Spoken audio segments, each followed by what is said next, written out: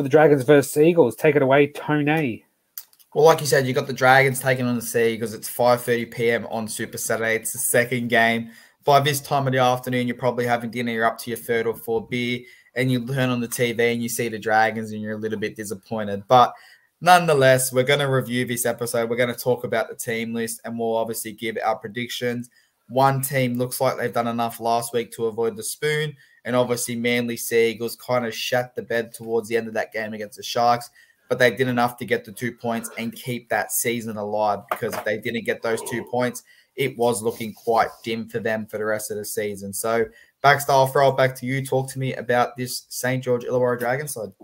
Yeah, you got Tyron Sloan, Matt Flaherty, Moses Sully, Zach Lomax, Mkhitaryan Ravalawa,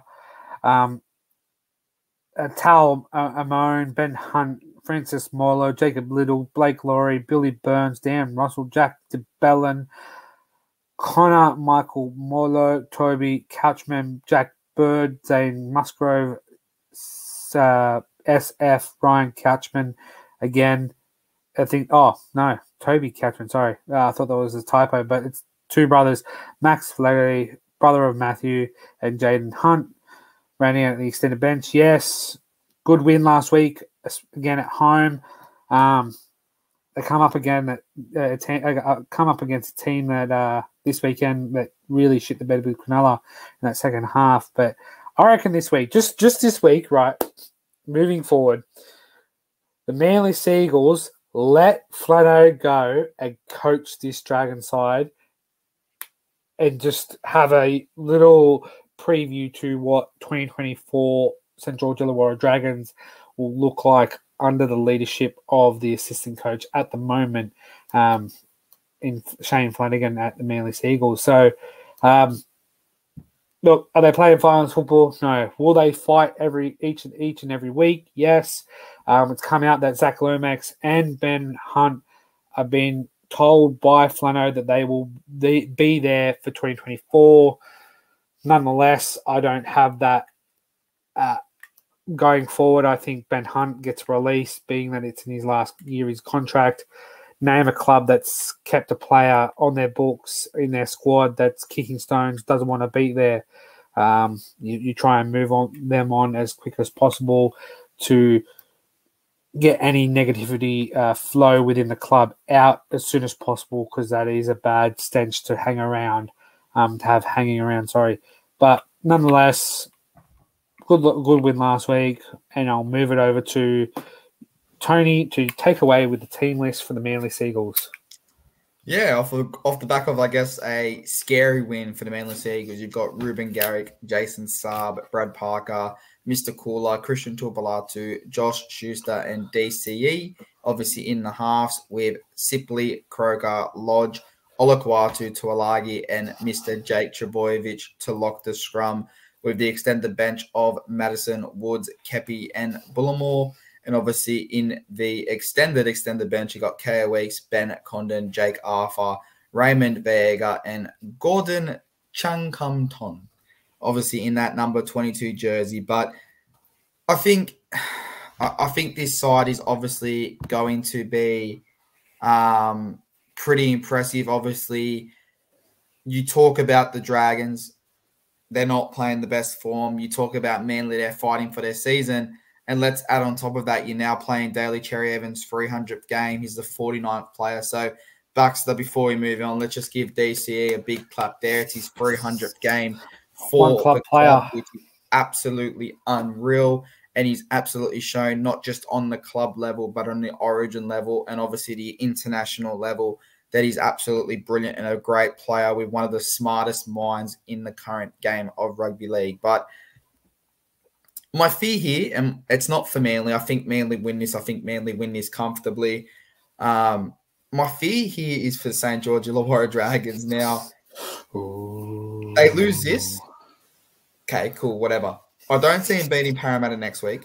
I don't see him beating South Sydney the week after. I don't see him beating the Melbourne Storm the week after that. I don't see him going to New Zealand and beating New Zealand in there.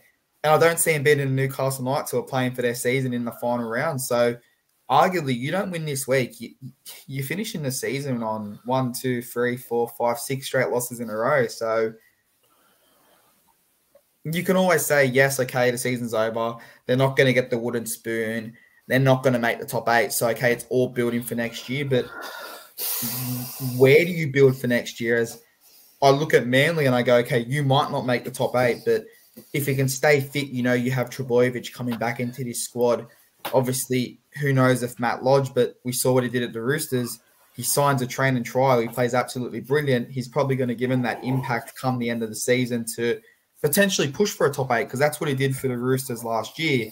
So I guess for Dragons, do you see this as now, fuck it, we'll see what happens next year, we'll just kind of get through the season? Or do you think there's steps that they can improve in? And again, for Manly, if you were to miss the 8 from this point, can you take positives away of, we played a lot better without Trbojevic, we actually won games without Trbojevic?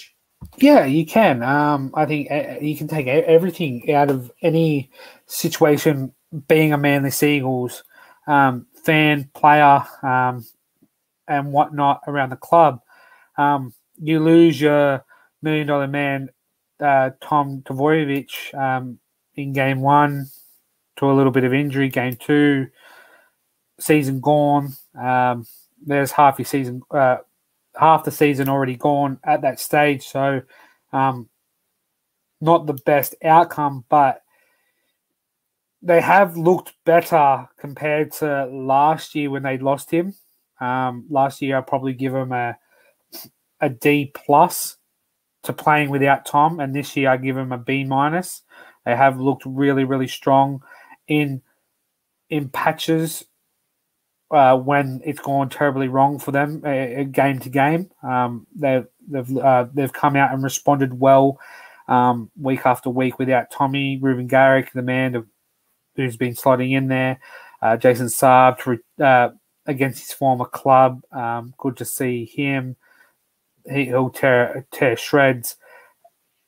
I think you've touched on everything that I was going to talk about. Matt Lodge, Matt Train Trial, most form in back rower or front rower at this current stage in a second half of a football season. So make it as you will. But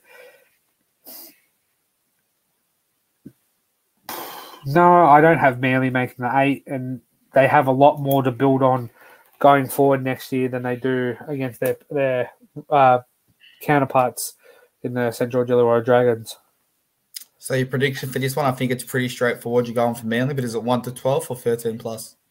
I have gone Manly 1 to 12. I think it'll be nice and tight, clean, not clean, but nice, good game, nice and tight. Dragons, as I said, will always put up a fight, and go Manly 1 to 12. Fuck it, let's make this weekend interesting. Manly 13+. Oh,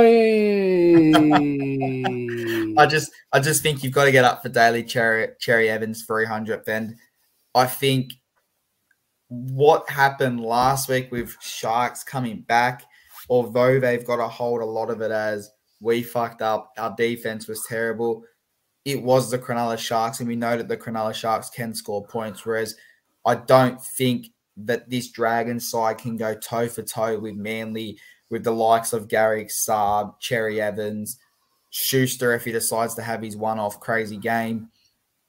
I don't think they can go toe-to-toe. So I think we're both in agreement that Manly win this game. They keep the pressure on that top 8, but 1 to 12, 13+, we'll see who gets the bonus points there. But Backstart, let's